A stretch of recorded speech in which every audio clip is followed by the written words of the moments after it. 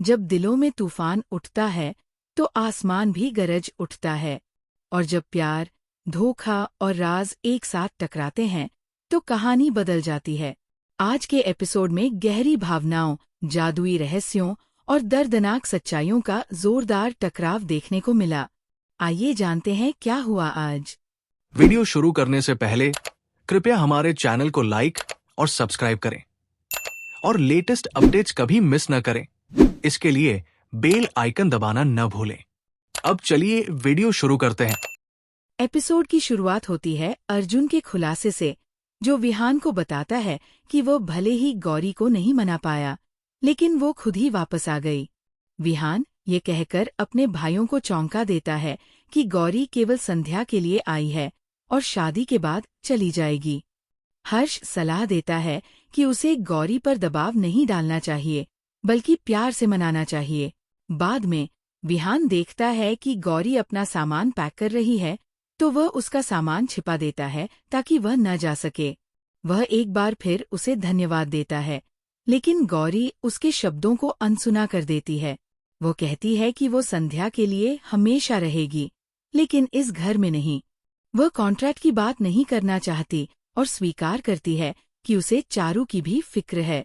उधर सुनहरी को पता चलता है कि बिस्वा वापस आ गया है। वह घबरा जाती है और भागने की कोशिश करती है, लेकिन जादुई ब्रेसलेट से बंधी होने के कारण फंस जाती है। इसी बीच विहान गौरी के जज्बातों को समझने की कोशिश करता है और उसका छिपाया हुआ सामान उसे लौटा देता है।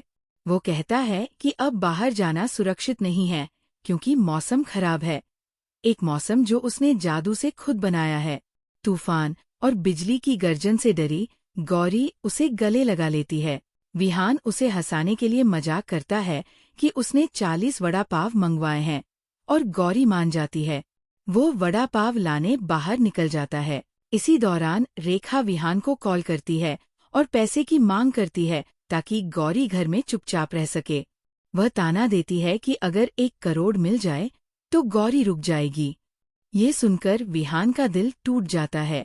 हर्ष और अर्जुन उसे शांत रहने को कहते हैं और भरोसा दिलाते हैं कि गौरी लालची नहीं है, लेकिन विहान गुस्से में आकर कहता है कि गौरी सिर्फ एक डांसर है, लालची है और कुछ नहीं।